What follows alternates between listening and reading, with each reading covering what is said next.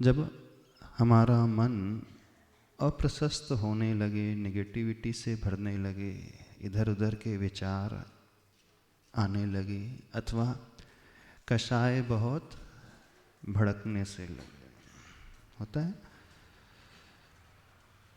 कई बार अपन बैठे हैं, कुछ निमित्त नहीं भी मिला, फिर भी मन में इधर उधर के विचार आने लगते हैं, डर का भाव पैदा होने लगता है। कई बार शरीर की परिस्थिति को देख करके डर लगने लगता है, रोग आदि ना हो जाए, बीमारी पैदा ना हो जाए, उसकी चिंता सताने लगती है। होता है कि नहीं? आप किसी अड़ोसी पड़ोसी को देखते हैं, उनसे कोई बीमारी हो गई, तो पहला ख्याल क्या आता है? कहीं हमें भी ना हो जाए। किसी को अटैक आ गया, किसी को कैंसर हो गया, वो तो हमारे ही साथ का, हमारी उम्र का ही है। जब उससे हो सकता है तो हमें भी हो सकता है। तो एक सबसे बड़ी चिंता और एक सबसे बड़ा भय होता है आकस्मिक भय, वेदना का भय। निर्भय होकर के जीने वाले व्यक्ति बहुत कम हैं। हमेशा कोई ना कोई भय उन्हें सताता ही रहता है। तो ध्यान में हमारा मन तब अच्छा लगता है जब हम वर्तमान में जीने के आदी हो जाते हैं। पर प्राय व्यक्ति ये तो भविष्य की कल्पनाओं में जीता है, या अतीत के विचारों को ही लेकर के जीता है। बहुत कम लोग होते हैं जो हमेशा वर्तमान में ही रहते हैं, निष्फिक्र रहते हैं, निश्चिंत रहते हैं, उन्हें कोई टेंशन नहीं। जो है सो है, ऐसे स्वीकारने वाले, ऐसे एक्सेप्ट करने वाले लोग बहुत कम होते हैं। तो जब जब हमारे मन में ऐसी दुविधाएं उत्पन्न होने लगे, परेशानी उत्पन्न होने लगे, तो अपने आप को हम कैसे संभालें? आप लोग क्या करते हो, कैसे संभालते हो बताइए? संभाल ही नहीं पाते हैं, बह जाते हैं बहाव में, है ना? कि संभाल लेते हो। हाँ, जब सब कुछ हो जाता है फिर याद आता है, अरे हमने गलती कर दी, तब पछतावा हाथ में लगता है। तो एक बहुत अच्छा और इफ़ेक्टिव तरीका है, जिस समय हम बहुत अप्रशस्तता फील करने लगे, उस समय हम उनका चिंतन करें जो हमेशा अपने में रहते हैं, जो हमेशा अपने स्वभाव में रहते हैं, जो परिस्थितियों से घबराते नहीं हैं, जो हमेशा निडर बने रहते हैं, जो हमेशा निर्विकल्प रूप से जीते हैं। तो आप किसका चिंतन करते हो? इसलिए आवश्यकता होती है प्रभु के दर्शन की, कि जब प्रभु के दर्शन करते हैं, चूंकि प्रभु हमेशा अपने ही स्वभाव में लीन रहते हैं, अब उनके स्वभाव को जब हम विजुलाइज करते हैं, उनके रूप को देखते हैं, तो धीरे धीरे हम भी उसी ओर आने लगते हैं। लॉ ऑफ अट्रैक्शन के बारे में आप लोगों ने सुना होगा, सुना है? नहीं सुना? हम वही अट्रैक्ट करते हैं जो हम सोचते हैं। तो जिसके बारे में हम सोचने लगते हैं, उसी प्रकार से हम होने लगते हैं। इसीलिए प्रभु की प्रतिमा की आवश्यकता होती है।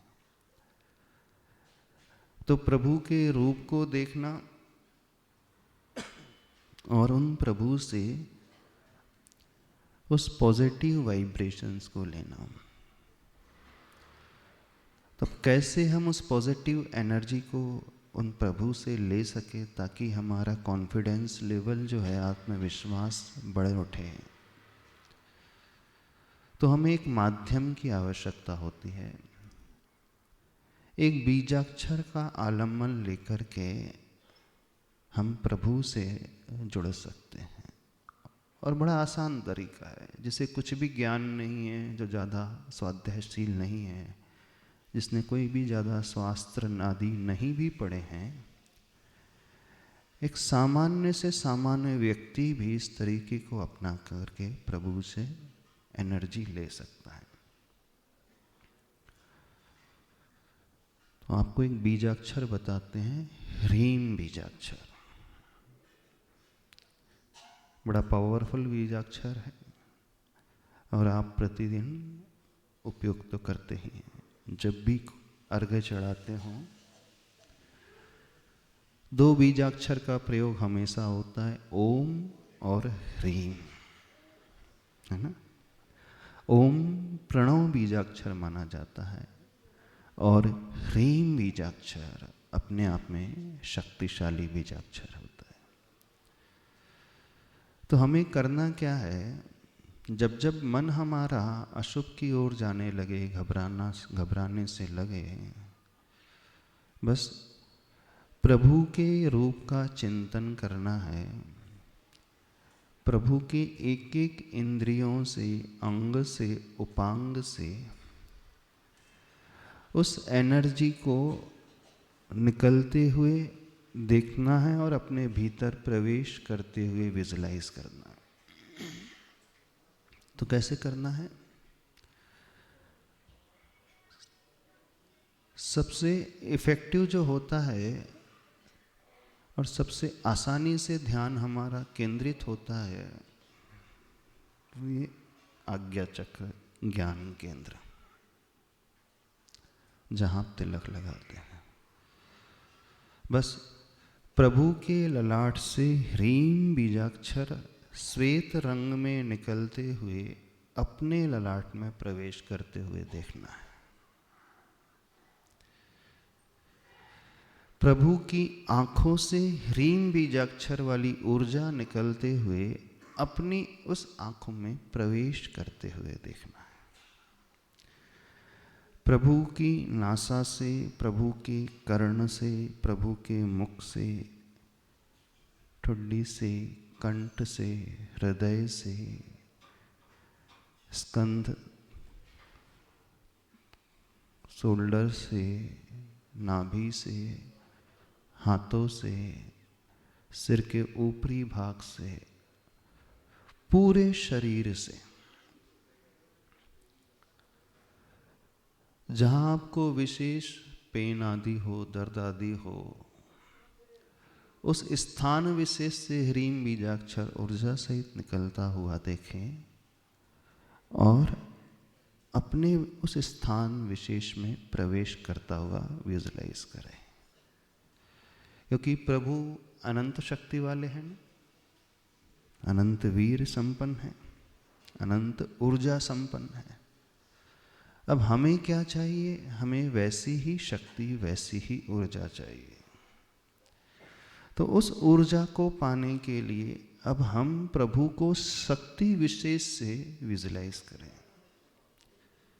अब प्रभु के भीतर अनंत चतुष्टय है, ज्ञान है, दर्शन है, सुख है और वीर है। अब हम क्या अपेक्षा रख रहे हैं? चूंकि हमारा कॉन्फिडेंस वीक हो रहा है, हम घबरा रहे हैं, चिंतित हो रहे हैं, डर रहे हैं, हमें कुछ समझ में नहीं आ रहा। अभी हमें आवश्यकता है उस प्रकार की आत्मिक शक्ति को जागृत करने की। अब वह आत्मिक शक्ति अथवा मानसिक शक्ति, मनोबल जागृत कैसे हो?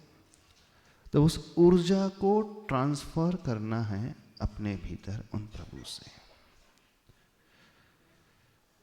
समझ में आ रहा है? उदाहरण देते हैं। सूर्य के भीतर इनफाइनाइट एनर्जी होती है, अक्षय स्रोत माना जाता है सूर्य ऊर्जा का। लेकिन हर व्यक्ति सूर्य से ऊर्जा ले सकता है? नहीं ले सकता। कौन ले लेता है सूर्य से ऊर्जा? कैसे ली जाती है? सोलर प्लेट के माध्यम से, है ना। यदि हम सोलर पैनल को लगा लें तो उसी सूर्य से एनर्जी लेकर के आप अपने घर को जगमगा सकते हो। उस सोलर एनर्जी को आप इलेक्ट्रिक एनर्जी में कन्वर्ट कर लेते हैं। सूर्य तो हमेशा से है,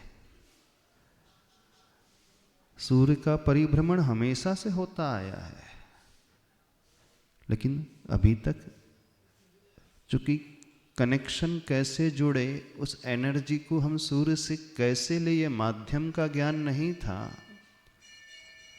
इसलिए वो सोलर एनर्जी को इलेक्ट्रिक एनर्जी में कन्वर्ट नहीं किया जा सकता था। अब इन्वेंशन हो गया, एक माध्यम मिल गया कि सोलर प्लेट्स के माध्यम से हम उस सौर ऊर्जा को बिजली में बदल सकते हैं। जब हम सूर्य से सोलर एनर्जी ले लेते हैं तो सूर्य की कुछ एनर्जी कम होती है? नहीं होती है। ठीक ऐसे ही प्रभु भी अनंत वीर शक्ति संपन्न है। अब हमें उस ऊर्जा को प्रभु से लेना है तो हमारे पास माध्यम क्या है? जैसे सोलर एनर्जी को कन्वर्ट करने का माध्यम सोलर पैनल से आप छत पे लगा लेते हैं, ऐसे ही प्रभु की अनंत शक्ति को अपने भीतर प्रवेश कराने का माध्यम है ह्रीं बीजाक्षर। तो बस इस ह्रीं बीजाक्षर को जब हम विजुलाइज करें प्रभु के उस अंग से, शरीर से, उपांग से निकलता हुआ अपने भीतर, तो हम महसूस करेंगे कि हमारी भी ऊर्जा जो है बढ़ने से लगी है, हमारी नेगेटिविटी भी जो है दूर होने लगी। बहुत इजी तरीका, कुछ नहीं करना। अभी यहाँ गुणों का भी चिंतन करने की आवश्यकता नहीं है। आप उन इष्ट प्रभु, उन इष्ट परमात्मा की प्रतिमा को विजुलाइज करें जिनके प्रति आपका समर्पण सबसे अधिक है, जिनके दर्शन करके आपको बहुत अच्छा लगता है, जिनके दर्शन से आपकी विशुद्धि बढ़ने लगती है, जिन प्रतिमा के समक्ष बैठ करके आपका मन बड़ी आसानी से एकाग्र होने लगता होती है ना कुछ प्रतिमा। तो इष्ट परमात्मा को याद करना है। अब सारी प्रतिमाएं हैं, वीतरागी भगवान की प्रतिमा है, लेकिन सारी प्रतिमाएं हमारे लिए वो एनर्जी नहीं दे पाएंगी। क्यों? एनर्जी तो उनके भीतर है, क्योंकि हमारा कनेक्शन विशेष पर्टिकुलर प्रतिमा से बहुत आसानी से जुड़ जाता है। होता है किसी को बड़े बाबा के प्रति बड़ी आस्था है, तो जैसे ही बड़े बाबा के दर्शन करता है तो उसका मन बहुत अच्छा लगने लगता है। कोई चांदखेड़ी के आदिनाथ भगवान के प्रति समर्पित रहता है, कोई गोमटेश बाहुबली की, अथवा कोई जिस मंदिर में जाता है। अब आप इस मंदिर में आते हैं तो हो सकता है पार्श्वनाथ भगवान के जब दर्शन करते हैं तो आपका उपयोग बहुत आसानी से लगने लगता है। तो जो भी इष्ट परमात्मा हैं, इष्ट प्रभु हैं, उन इष्ट प्रभु को अपने ध्यान का माध्यम बनाना, क्योंकि उन्हें याद करते हुए हमारा मन भटकना तुरंत बंद कर देता है और बड़ी आसानी से उन पर केंद्रित होने लगता है। तो आप लोगों के इष्ट प्रभु कौन है? आप लोग बड़े न्यूट्रल हैं, बोले इष्ट वगैरह तो कुछ होते ही नहीं, हमारे तो सारे भगवान एक जैसे। हाँ, रामटेक के शांतिनाथ, हाँ वो ले ले। यानी जिन प्रभु के समक्ष बैठ कर के बहुत विशुद्धि बढ़ने लगे आपको, जिनके भी आपने ऐसे दर्शन किए कि नहीं? इस भाव से दर्शन नहीं किए? कोई इष्ट नहीं है? हैं इष्ट? कौन है? जिंतुर जी के पार्श्वनाथ। किसके कौन है? और शांतिनाथ भगवान, कुंडलपुर के बड़े बाबा, अथवा यहाँ के पार्श्वनाथ कौन से? जो भी हैं, बस उन प्रभु से उस ह्रीम बीजाक्षर के माध्यम से ऊर्जा उस पर्टिकुलर पार्ट विशेष से निकल कर के इस शरीर के पार्ट में प्रवेश कर रही है। बस ये ध्यान का विषय बनाना है। फिर उसके बाद आप महसूस करो कि हम अलग ही एक एनर्जी से भरे हुए हैं।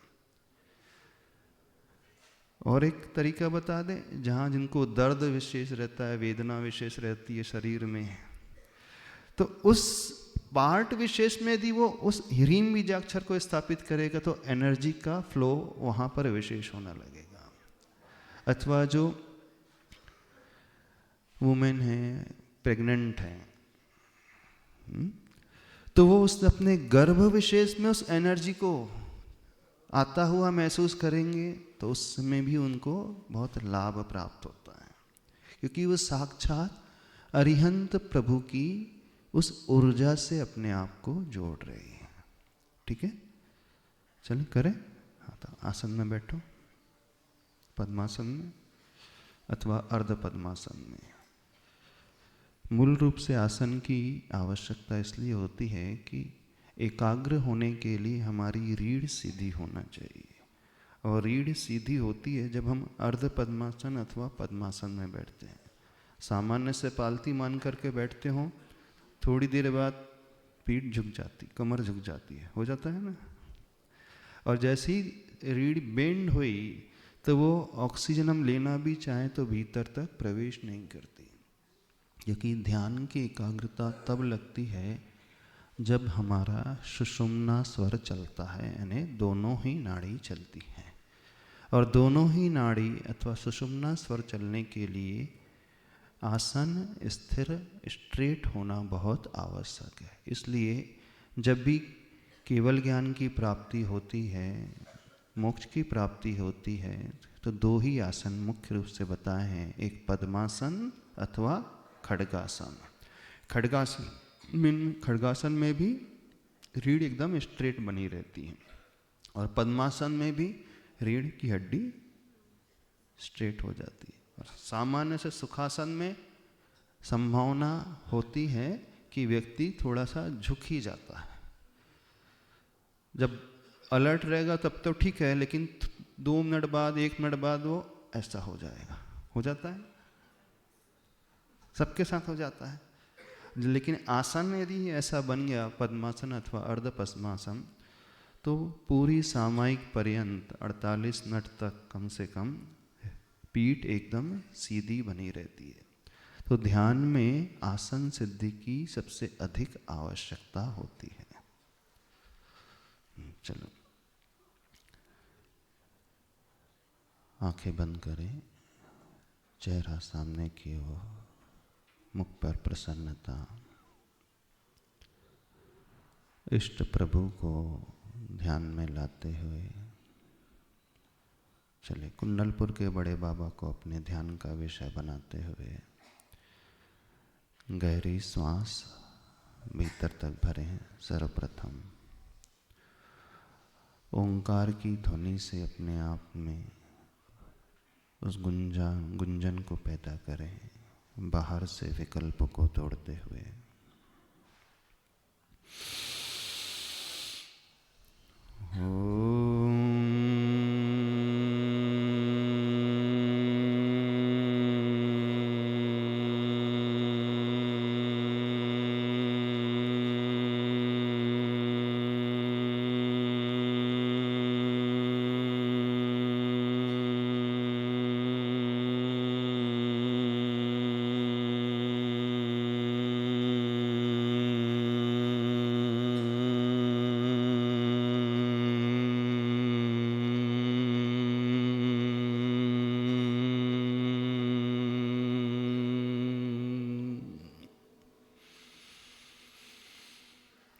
अंदर तक,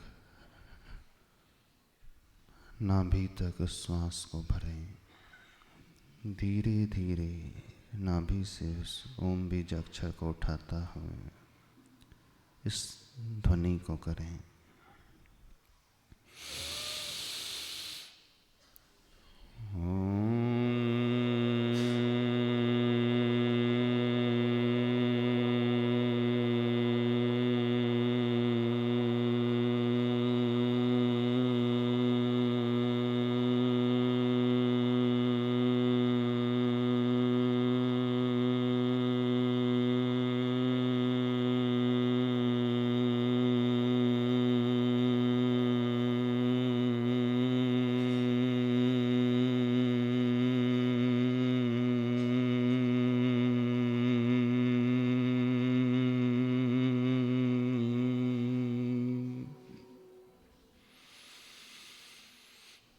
पुनः एक बार प्रयास, भीतर तक प्रयास करें, सारे विकल्पों से मुक्त होकर।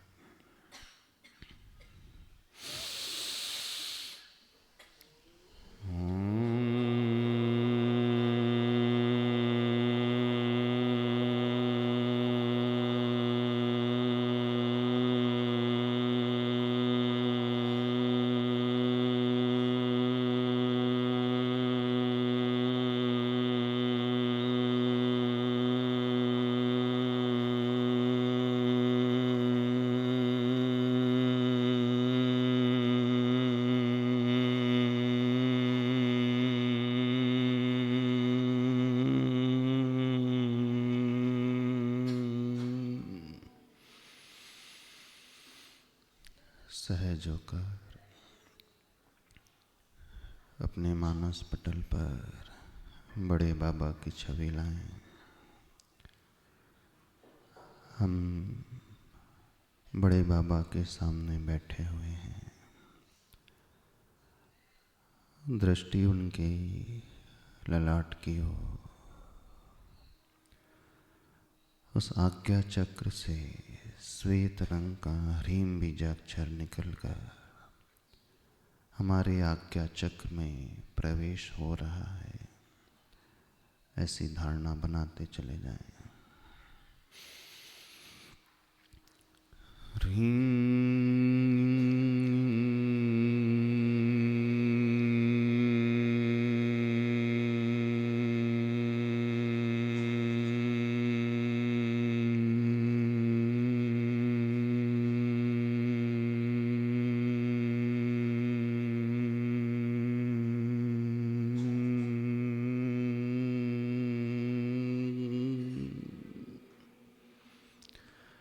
चमकता हुआ ह्रीम बीजाक्षर पूर्णिमा की चंद्रमा की भांति पूर्ण प्रकाश से भरा हुआ हमारे ललाट के मध्य स्थान में प्रविष्ट हो रहा है। प्रभु की वह ऊर्जा हमारे ज्ञान केंद्र को भर रही है।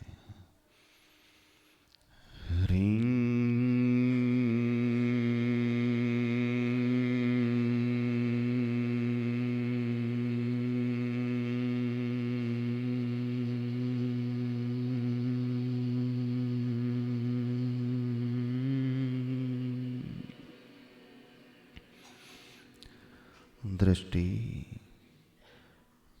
प्रभु की दोनों आँखों की ओर लेकर के उनकी नेत्रों से निकलने वाली ऊर्जा हमारे नेत्रों में प्रवेश कर रही है। वे प्रभु अनंत वीर संपन्न, अनंत शक्ति से संपन्न। मैं अपनी मानसिक शक्ति, आँखों की शक्ति को उस शक्ति से जोड़ता हूँ। आँखों के मध्य से निकलने वाला ह्रीम बीजाक्षर हमारी आँखों में प्रवेश हो रहा है। धारणा गहरी बनाएं।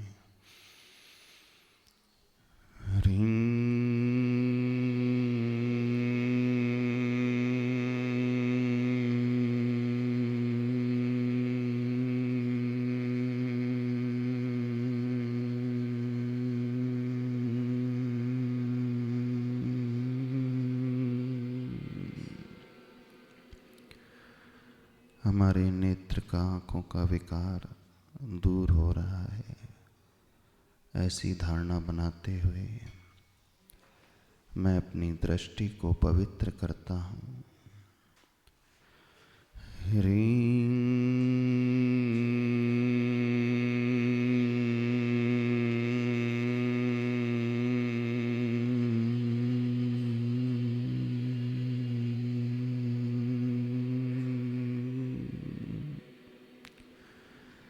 दृष्टि प्रभु के दोनों कानों की ओर,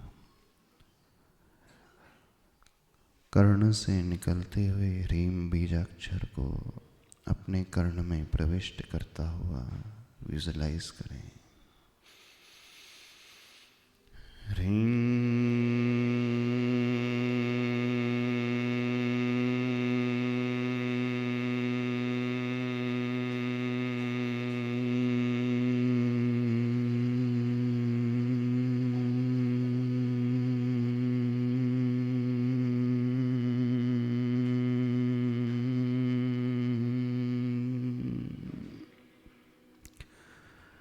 मुखमंडल की ओर दृष्टि लाएं प्रभु की, जिनके सर्वांग से, मुख से दिव्य ध्वनि कीर्ति है, उनके श्री मुख से निकलता हुआ ह्रीम बीजाक्षर चमकता हुआ हमारे मुख में प्रवेश हो रहा है।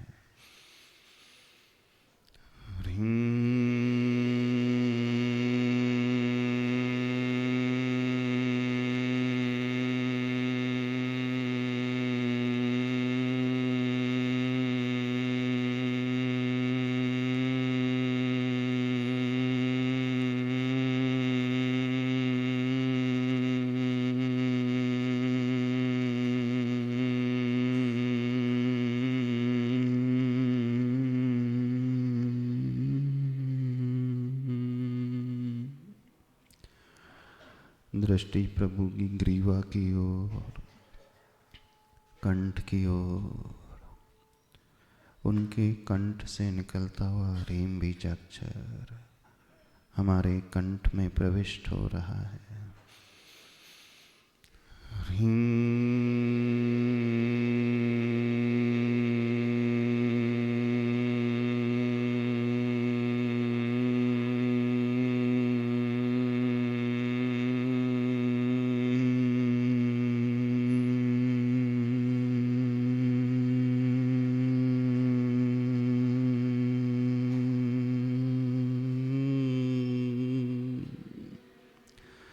दृष्टि प्रभु के हृदय की ओर, जहाँ श्रीवत्स का चिन्ह है, उस श्रीवत्स के चिन्ह से निकलता हुआ ह्रीम बीजाक्षर हमारे हृदय में प्रविष्ट होता हुआ हम देख रहे हैं। हमारा हृदय निर्मल हो रहा है, उस ऊर्जा से आप्लावित हो रहा है। समस्त नेगेटिविटी हृदय से दूर हो रही है। एक शुद्ध ऊर्जा का संचार पूरे हृदय में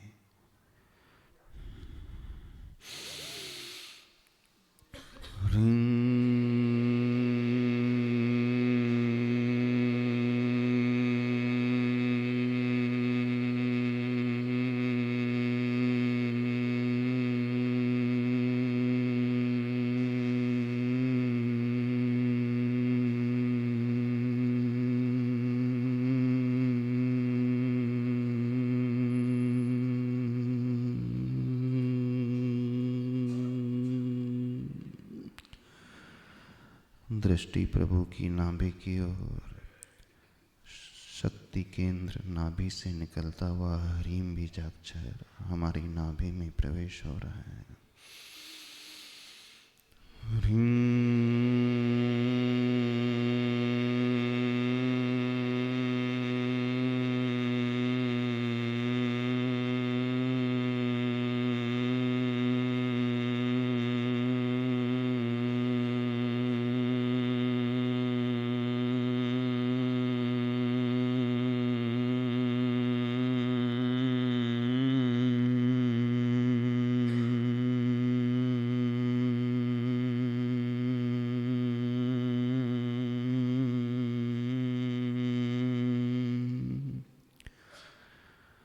दृष्टि प्रभु की सर्वांग की ओर, पूरे शरीर की ओर, पूरे शरीर प्रमाण ह्रीम बीजाक्षर की ऊर्जा हमारे पूरे शरीर को भर रही है।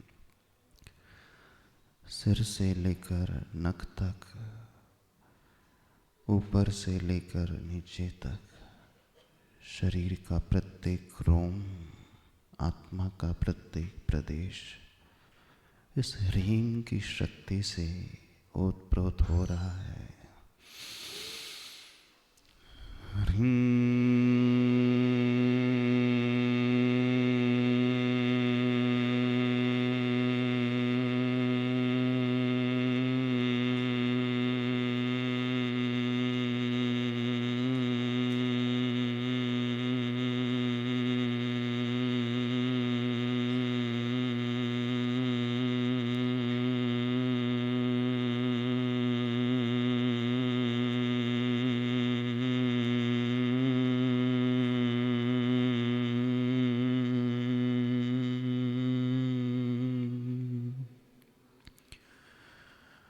शांत होकर प्रभु के रूप को देखें।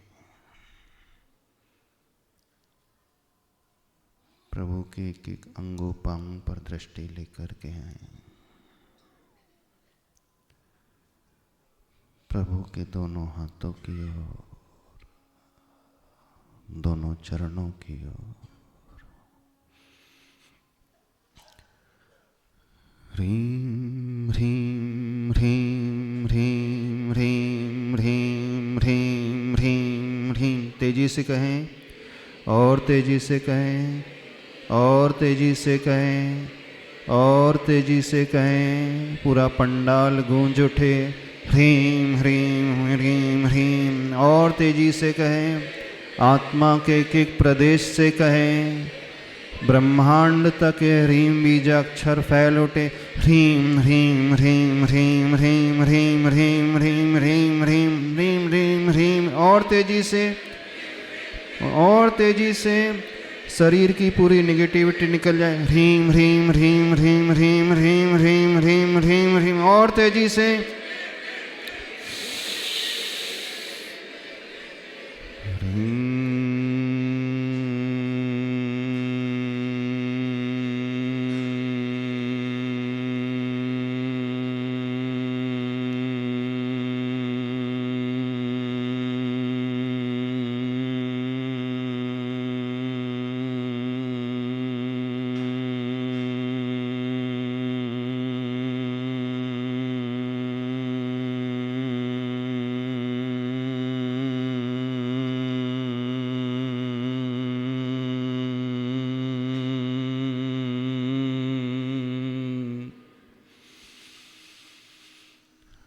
शांत होकर दृष्टि अपनी ओर लाएं। शरीर के जिस हिस्से में दर्द है, वेदना है, सारा ध्यान उस ओर केंद्रित करें। पूरी ऊर्जा के प्रवाह को शरीर के उस हिस्से में घूमता हुआ देखें।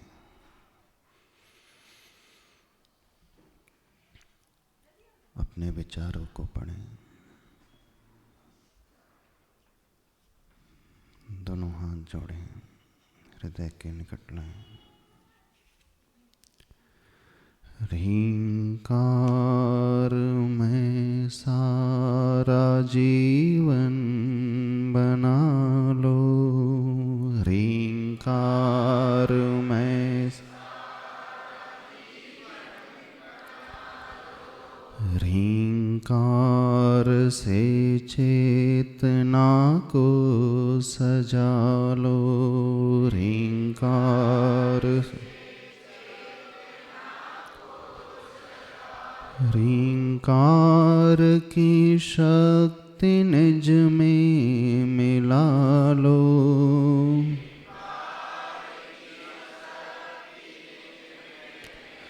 ह्रींकार में सारा जीवन बना लो।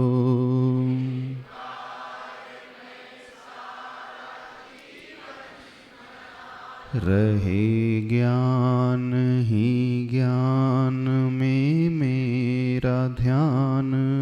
रहे ज्ञान ही ज्ञान में। ह्रींकार सब दुख हर ले महान। ह्रींकार सब दुख सभी हो सुखी और सबका भला हो। सभी हो सुखी। ह्रींकार से चेतना को सजा लो।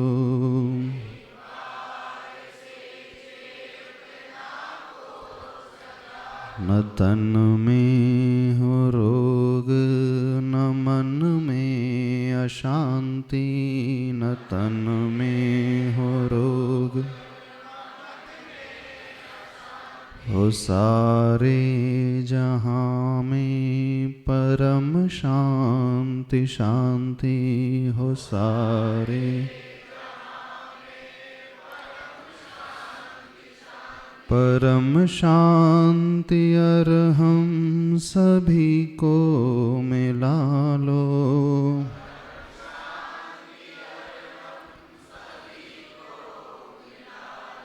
रींकार से चेतना को सजा लो।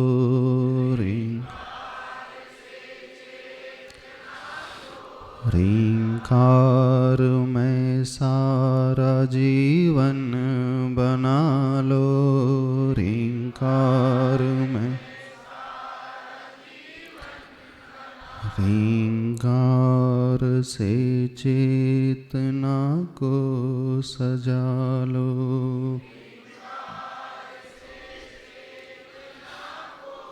ओम अरहम परम शांति। ओम अरहम परम शांति। परम शांति परम शांत। दोनों हथेलियों को आपस में रगड़कर अपने शरीर से स्पर्श करते हुए इस पॉजिटिव एनर्जी को लिए बोले देवादिदेवादिनाथ भगवान की, पंच परमेष्टि भगवान की। कैसा फील कर रहे हो? हाँ, एक अलग ऊर्जा पूरे शरीर में संचारित हो जाती है। थोड़ा सा इस प्रकार से आप लोग ध्यान करोगे तो आपको बहुत बेनिफिट होगा। करते हैं ध्यान सभी लोग? कुछ नहीं करते। आप अपने ट्रेडिशनल तरीके से ही मंदिर में आते हो, ट्रेडिशनल तरीके से ढोक देते हो और ट्रेडिशनल तरीके से पूजा करके, या यूँ कहें पूजा निपटा करके चले जाते हो और भगवान को भी निपटा करके चले जाते हो। थोड़ा सा भगवान से इस तरीके से ऊर्जा लेना सीखो। प्रतिदिन ज़्यादा नहीं, 10-15 मिनट भी करोगे तो बहुत बेनिफिट होगा। यदि स्वयं चिंतन करके करो तो बहुत अच्छा, नहीं है तो यूट्यूब में सुन करके कर लेना। चलिए, समय हो रहा। शांतिधारी